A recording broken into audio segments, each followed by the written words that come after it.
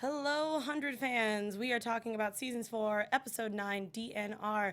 It's a heavy one, and like I said, there's a lot of heavy stuff, and this episode was really hard for me, but I want to know what your thoughts are, so I will see you guys after that opening.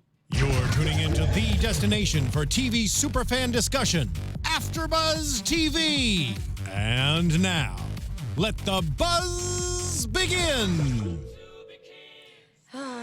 I needed Queen to get me through this episode, y'all, because it was woo.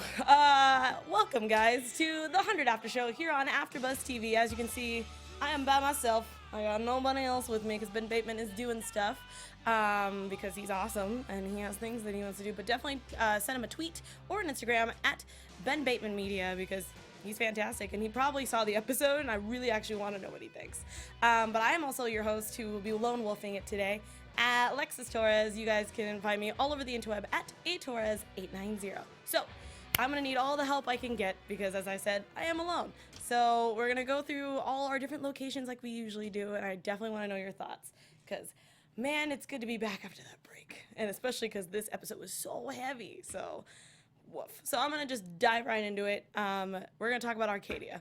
That was kind of a big thing because I know a lot of people. I was reading I was reading Twitter and I was reading your guys on the chat, which I'm really happy that you guys are all here. I can see a few people in here. Sarah R, Z Blue Pirate, Chelsea, Renji, Sarah Tate, Sam Jones, Nick At. I'm sorry if I said that wrong. I'm happy that you guys are all here to talk about things. So Arcadia. We knew that when we found the bunker that we were going to start moving. But we also kind of knew that Jasper's crew, which are, just kind of party hard, were still contemplating what they wanted to do with everything. But in Jaha fashion, we knew that he was going to start pushing people to all come together and leave. But I found it very interesting that, at least with Jaha's decision. So pretty much, Monty and Harper are getting real close, and it's really awesome to see them together. But you can even tell that Harper was kind of battling her own feelings, not about Monty, just everything in general of her life. And the fact that they had that beautiful scene in the bedroom where Monty and Harper were discussing, what they want to do, because Harper doesn't want to leave. She wants to stay here because she's just tired of fighting, which I don't blame her because, what, guys, we've been doing this for I don't know how long, and they keep moving to different locations, so I get it. But I also get from Monty's standpoint where he's very, you got to make it work pretty much as you can. So that was kind of hard to see, especially what he said, which I have it written down on my notes here. What did he say? Oh, he said, this is the first time I ever thought you were a coward. And Monty, you don't say stuff like that. Like, I get why you said it because it was clearly like, the fact that she had to deal with that guy who died in the acid rain and how she, did it because she wanted to live. And he said that she wasn't a coward for feeling that way, but because now she wants to live her own way or die her own way, she's a coward. That hurt a lot because I was just like, that is not your decision to make, sir. That is hers because everybody should have a say in what they want to do. So I know that further on in the Arcadia story, Jaha still tries to pretty much order them to come with them to the new bunker, and they were just like no. So they locked all the doors, poured all the booze and turned up the tunes, which is awesome. Which I was like, hey, again, go the way that you want. But I know that there are a lot of people who I'm gonna start reading in the chat that felt that oh, I can't believe that these kids or young adults decided that they were just gonna lock all the doors while these guys you can go live your life in a bunker, or the fact that you should come with us. And I liked that we decided to have Monty being that person of just you're just gonna let them die, or Bellamy and Jaha who were just saying this is their decision. And the term that came up, or the acronym that came up where Jasper put his hand up on the door that said DNR.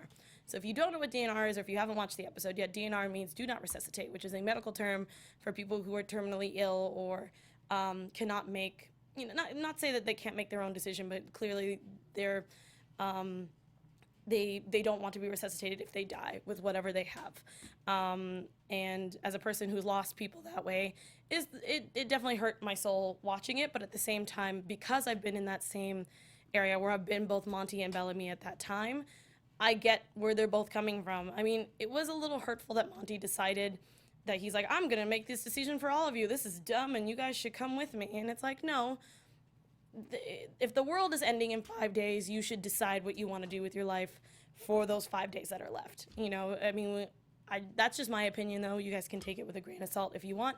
I also apologize that I'm also losing my voice as I'm talking. So I think that I'm not mad at Monty, because, again, it's not the fact that he's naive or he's stupid or whatever like that. That's just how he deals with the fact that he could be losing the love of his life and his best friend at the same time because they're choosing to do it this way. But Bellamy and Jaha also said a really good line, which I live by every day, that if someone does not want to be helped, there's nothing you can do, you know, pretty much. And of course, that some people think that that's like giving up. But again, if a person is an adult, they're a grown person who makes grown decisions that have grown consequences that they have to deal with. So even though, sure, these guys are kids, I feel like in the apocalypse, it really doesn't matter, especially with the things that these guys have seen and gone through.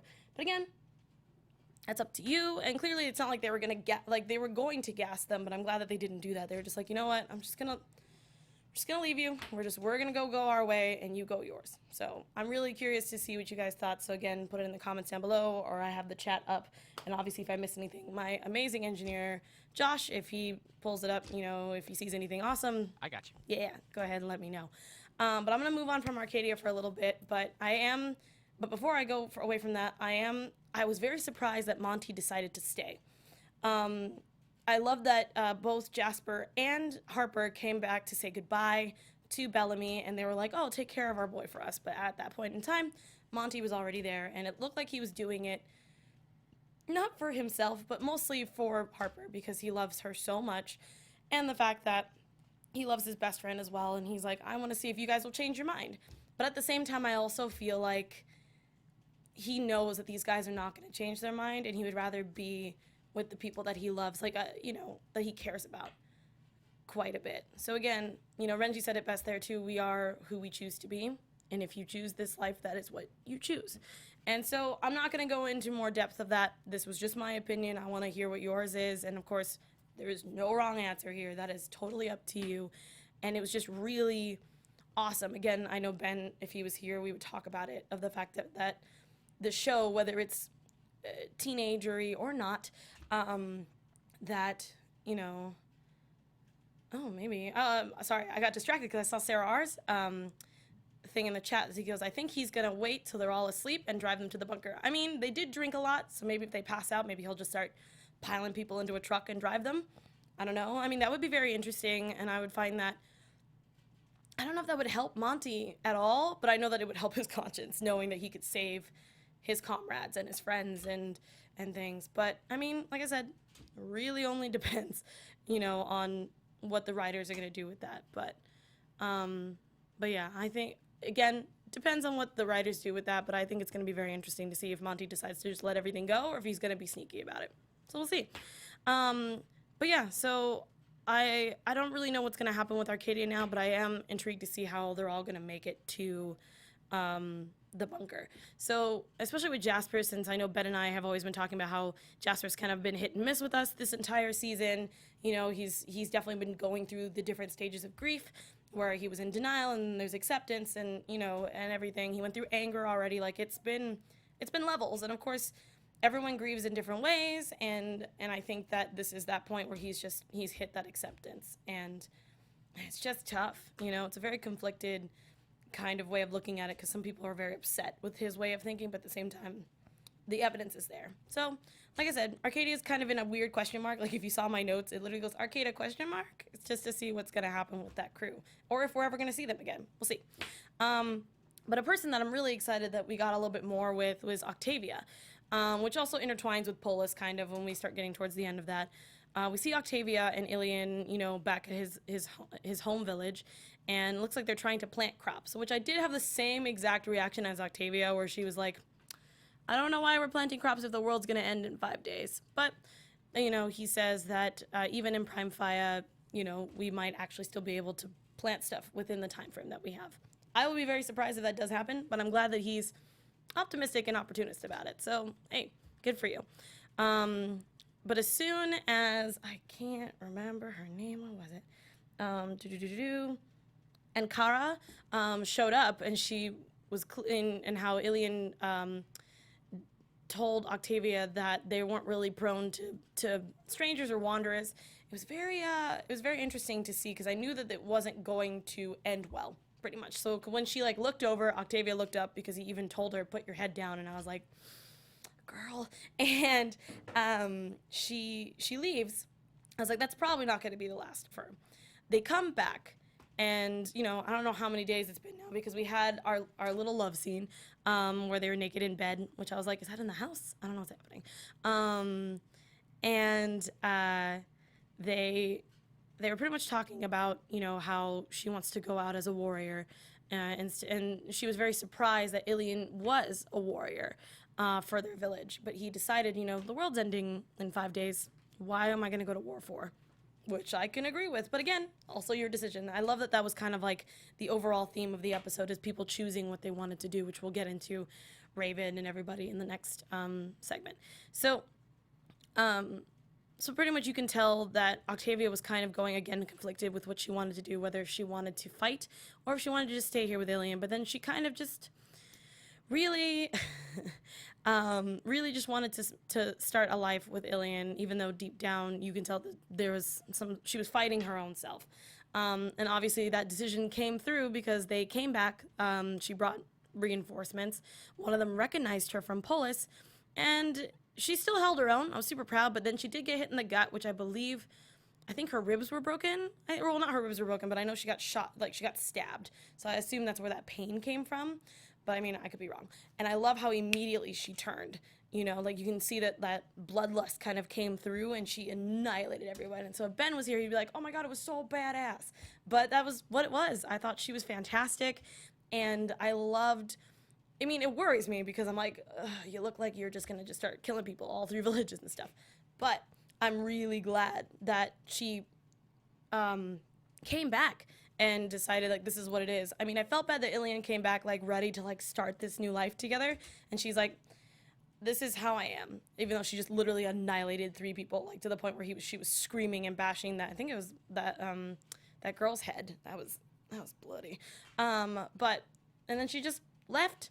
And I didn't really know where that was going to go. But when we get into Polis, it'll all wrap back around.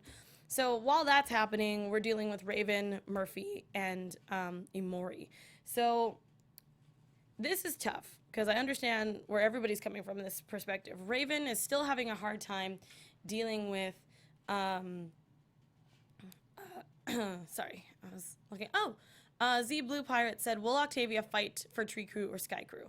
I'm assuming that she's going to fight for Sky Crew, but I also don't want to make that assumption. I feel like Indra's going to fight for Tree Crew, because I feel like this is her, like, last hurrah. I don't, or maybe not. But it would be very interesting to see what she decides. But I feel like, at least by the way that they were editing and how they kind of played the story up, I think that she's going to be fighting for Sky Crew, but I guess we'll see.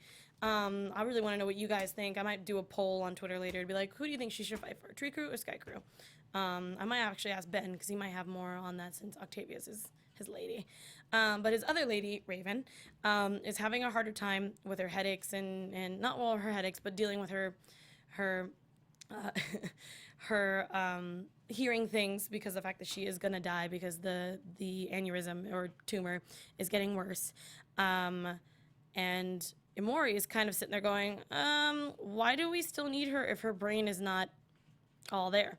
Which was harsh, because I'm like, girl, you haven't been here long enough to be able to just start saying who's important and who isn't. But I do agree that there is a point, because what happens if Raven does become a vegetable? That's gonna be rough for everybody, and how are they gonna be able to take care of her is one thing. But I know that she wouldn't want to go out that way. I know she would want to go out her way, which I loved that we got Becca back, and how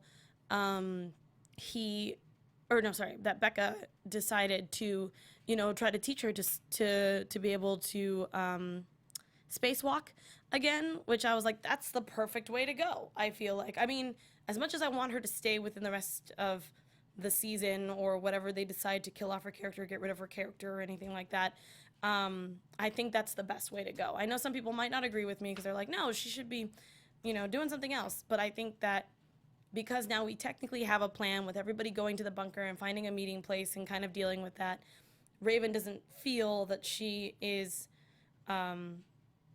she's right for the job. And also, like, that scene really got me where, Amori and Murphy, decided because they didn't know if Miller was coming back to come get them, which made sense because they were gone for quite some time. And I know that Amori is one of those fight or flight kind of characters. But I kind of agree with that. I don't think that's Becca Raven is seeing. I bet it's Allie. I mean, it could be, but I feel like, I don't know. But yeah, Z Blue Pirate, I know that Raven does deserve better, but at the same time, I don't know. I feel like she loves to spacewalk. I feel like it just makes sense. It's kind of like bringing her character all the way around, but I also don't want to see her go. So we'll see what happens. I don't know. But it also makes me happy that, like, if you guys saw it, like that smile that Raven had when she was like, "You can teach me how to spacewalk again?" I don't want to take that away from her. You know what I mean? I want her to go out on her own terms. And if spacewalking is it, go for it. Also, yeah, I also want to know where Luna is, Renji. I was like, where did she go? But I also don't want her to die. So we'll see how this goes. But anyway, so yeah, back to Raven. So with Murphy and Amori kind of dealing with what they want to do because Amori's ready to, like, I need to go because clearly they're not coming back for us. We're going to die here. This is what's going to happen. And Murphy immediately was like, it doesn't matter. Let's just grab what we can, go back to the lighthouse, and let's just live. Love is better than food. And I loved that, even though clearly it was a joke, but I do think that it was awesome that he was like, I don't care what happens, whether we die or whatever, I just want to be with you, and I'm not going to leave you.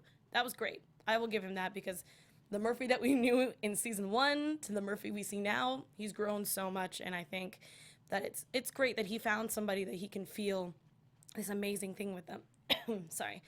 But Raven is pretty much, the great thing is Miller came back, obviously, and they're ready to grab their stuff and head to the bunker.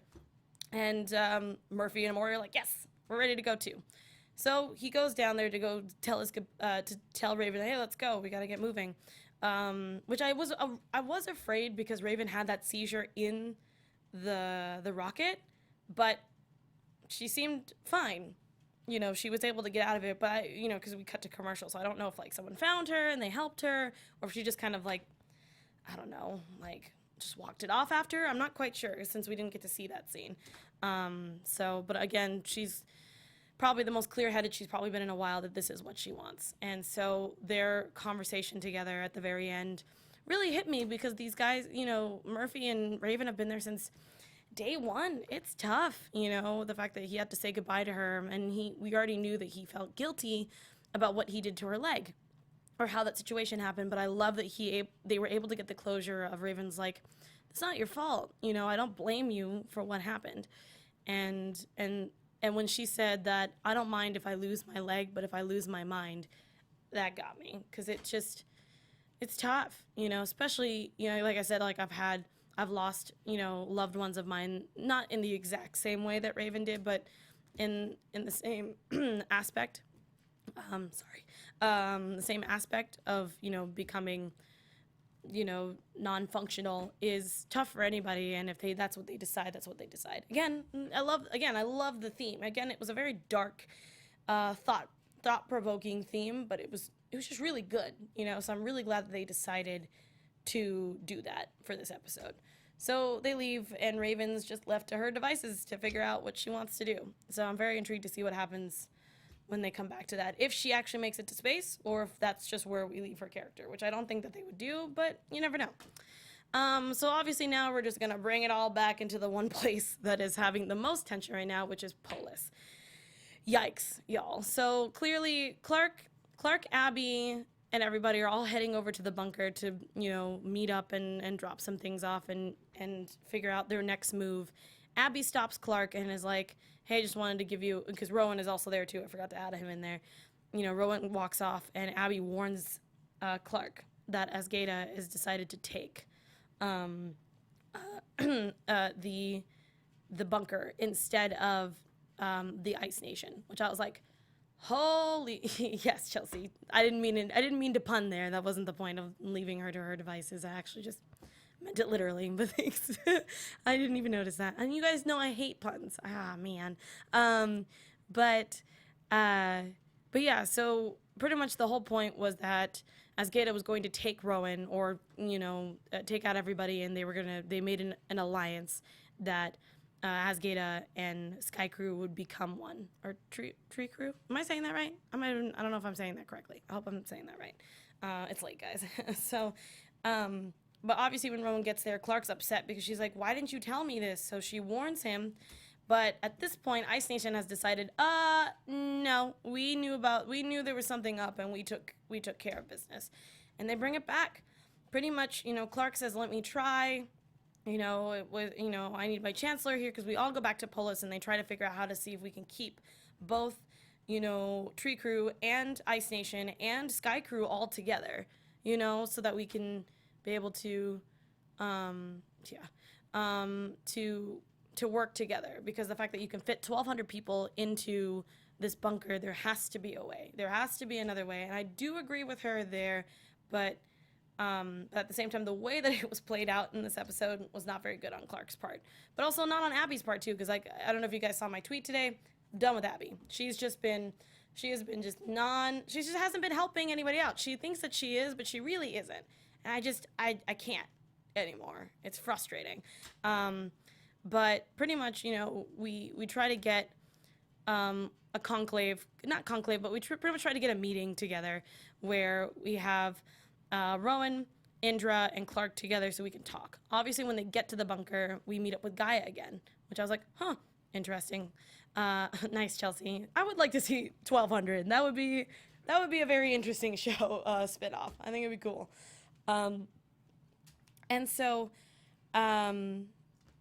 where was I? Where did I leave off? Oh, yeah. So, yeah, we have the meeting, but clearly Indra was supposed to come alone. Clearly she did not do that. She brought the rest of Tree Crew with her, and we sat there, and pretty much they're like, we're not budging. This is what's happening. We want the bunker.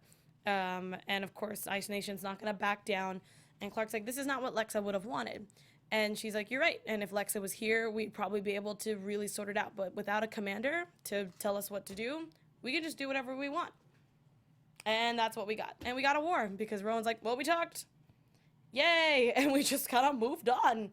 And I was like, all right, cool. Ooh, yes, Sea Blue Pirate. I would love because I am done with Abby, not because she has Kane, but yes, I would like that very much. But yeah, I mean, we'll see. So pretty much we're at war. That's all we have. But then Clark has a great idea, which I feel like all of us have been kind of thinking it was going to happen eventually. Well, she's like, you have the flame. And, of course, Gaia's like, I don't know what you're talking about. I don't have anything. What? And she's like, I want to be the next commander. And, of course, the first thing, that she thinks of is, you're not a Nightbleeder. You can't do that. And, of course, as Ben would say, again with, showing, things by blood, not blood truce, but like, what is it called? I guess like a blood pact, or just showing, that you can take pain by cutting your hand or something. She cuts her hand and shows that she's a Nightblood. And, of course, immediately, like, we have to make the ascension. Here we go. And so I was like, all right, this is happening. We're getting Clark as the commander. I don't know how everybody else feels, but I feel like we all kind of saw this coming. Maybe it's just me personally. And so we're starting, and then I love how Rowan's like, I know exactly who's doing this, and I need to stop this. And this is where this was just the cherry on top of the sundae, the straw that broke my back, pretty much. And I was done. He interrupts the ascension right before they're about to put the flame into Clark, and Rowan's like, no, this is lies, and the only reason she did that was because of, what we obviously saw a few episodes ago where she took the Nightblood from, Luna. Sorry, I was forgetting names for a second. That we were going to put into Emori, but she put into herself. And they brought the healer, and I was like, frickin' Abby. And Abby's just like, what are you doing? You don't know what this will do. You'll die. And I'm like, I know, Abby, but there's no other choice. If we want peace, this is the only way to do it. But she's like, no. And of course, Rowan's like, tell them how she became a night bleeder. And she does, because Abby is a sheep. It drives me up a wall that she just sits there and just does. I just don't understand. So I'm upset with her because she just ruined everything. And even though I agree that I feel like Clark is now kind of on this weird, like, I can solve everything, which is it's kind of been a theme throughout the season, which I'm like, hey, whatever. I'm glad someone's trying. But at the same time, Abby's always trying to get in the way, and it's just a lot of butting heads, and I feel like we're not getting anywhere. But it doesn't matter. It doesn't matter. It's too late now because we can't have her have the flame, and so we have a war, but with a twist. So we will be able to decide who gets the bunker. But it's not like by an all-out battle, like we're all going to get our armies together and fight. No, you're going to find your best warrior, or two warriors, maybe one or two, I'm not quite sure. And you're going to, the one that will defend your clan, and you guys will fight to the death. Whoever is the last standing takes the bunker. That's it. And I was like, oh my God. And so, right, and of course there's no guns. What was it? It was no guns. I think that was the main thing, that you couldn't have any guns, and that obviously just pertains to Sky Crew. You know, you can only use certain, weapons that you can, like handheld weapons that are not guns, and that you can pretty much just do whatever you want, and it takes up the entire map. I call it a map because I video game too much, but the entire, I guess, city, pretty much, or the different cities of Polis. But yeah, I'm contemplating what Luna's gonna do. We already know who, because of the fact that we had Clark and Bellamy trying to discuss what they were gonna do, because it seemed like Clark was gonna try to fight for it, or Bellamy or something like that. But then Octavia showed up, and they're like, this might work, because she's the only person who could technically fight with the grounders, because they're like, if we don't have any guns and we don't have anyone who can train, that knows how a grounder fighting style is, we're screwed. And like I said, Octavia to the rescue, which is awesome. So in the preview for next week, we get pretty much that. That's pretty much it. And I didn't see if we were going to get Raven the next episode or not, but I'm very interested to see how this goes, because Octavia is a force to be reckoned with. But then you've got Rowan and you've got everybody else.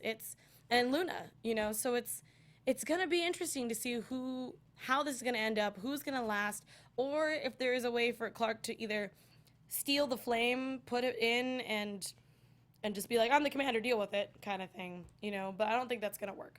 So it can literally go anywhere, and I'm really intrigued what you guys think, because, and I agree, Chelsea, I don't think Bellamy is going to be happy that his sister is fighting for them, but I don't think he really has a choice at this point in time.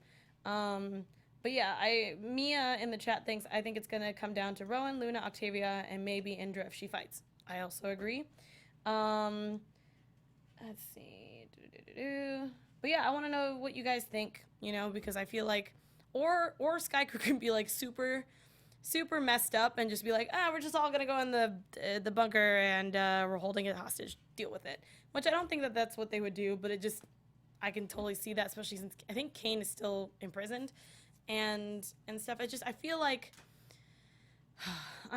it's gonna be a lot, and that that it's not gonna. I just don't feel like it's gonna end well. But I also don't know who's gonna win, because the fact that all the warriors are so good. But like I said, I guess we'll see how it goes, because it's going to be rough.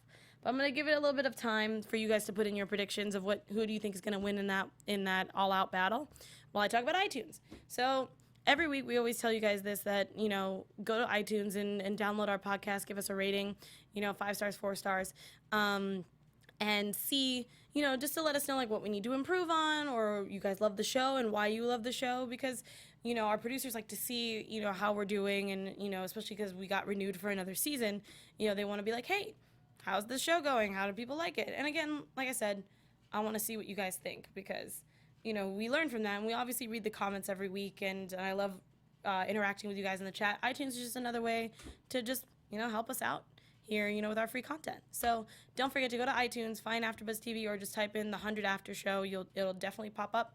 Go ahead and just throw some cool words in there, and we'll read it next week. You'll get a shout out. It'll be awesome.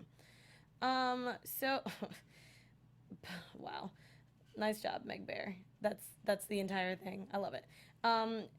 Nick said, do you think if Clark takes the flame, she'll be able to see Lexa? I'm not quite sure. I mean, that also depends on if we can get Lexa back for, to film, you know what I mean? So that would be interesting. Maybe we'll be able to hear her voice, maybe see the back of her head. I don't know. I'm not quite sure if that's something that we'll do, since mostly Lexa has been word of mouth right now. But I mean, there's always twists and turns in the show. So if Lexa does come back just because she takes the flame, sure, I'll take that. Or just maybe flashbacks. I have no idea. That would be very interesting. And you guys know how much I love Lexa. So if she does come back, whether it's flashback form or just like a silhouette of her, I'm okay with this. Renty says he predicts that the favorites will survive the conclave somehow. I also agree. I also don't know who has the key to it, so it's very interesting. Why is it necessary for Luna to fight? If she's changed her mind and she wants to be a commander, she can take the flame. She is a Nightblood born, correct? But I know, at least from what we know, I don't think that's what she wants to do. But I mean, again, it also depends. There was a clip, and Octavia battles a curly-haired chick, which I'm guessing is Luna. Rowan versus Indra. Makes sense. Bellamy already thought Octavia died once this season. If he had to watch her die in the conclave, it just seems like cruel and unusual punishment for him. So my prediction is O survives. I also don't think that they would kill off Octavia because of the fact of how far she's gone. I mean, we had that scary moment of her, falling into the river, but I highly doubt that they're going to kill her off. Like I said, it would probably be Rowan, Indra, or possibly Luna, but I feel like Luna doesn't deserve to die. Sarah R., if Luna wins, do you think she would kill herself to stop the fighting? I feel like that won't really get anywhere, you know what I mean? I mean, she could, but I feel like that won't solve anything. I feel like it's just going to be like, okay, well, let's move on. We still haven't solved our problem of who's going to take the bunker. My other prediction, they will all probably come to a solution if Octavia, Rowan, and Indra have to fight so that they can survive. I hope Murphy goes back to Raven somehow. Maybe. Like I said, I think that our favorites will survive, possibly, and we might lose one, but I know that we still have a little bit of episodes to go since we had a long hiatus. But I do think that Clark and Bellamy are going to go, get the other crew together, probably even let Kane out at one point, and they're going to try to find a way to take the bunker. Or just find a way to stop the war in general, but it's going to be happening as they're going. So there's definitely going to be some behind, not behind the scenes, but you know what I mean? Like there's going to be some plots underneath that they're going to be working through while we're watching the battle. At least that's my prediction. But again, I want to know, for whoever's watching this later, hello, go ahead and put your predictions down below for what's going to happen with the war. Thank you guys so much. If I missed anything, let me know on Twitter and or on the comments, because I do read them every week, what I missed, because I know that was a lot. Ben and I will be back next week to talk about the next episode. We might have a guest next week, maybe possibly in the weeks to come. We're working on it, I promise. Again, I'm your host, Alexis Torres. You guys can find me all over social media at atorres890. Again, thank you guys so much for hanging out with me and my constant babbling about the 100. May we meet again. Bye, guys. From executive producers Maria Menounos, Kevin Undergaro, Phil Svitek, and the entire AfterBuzz TV staff, we would like to thank you for listening to the AfterBuzz TV network. To watch or listen to other after shows and post comments or questions, be sure to visit AfterBuzzTV.com. I'm Sir Richard Wentworth, and this has been a presentation of AfterBuzz TV. Buzz you later. The views expressed herein are those of the hosts only and do not necessarily reflect the views of AfterBuzz TV or its owners or principals.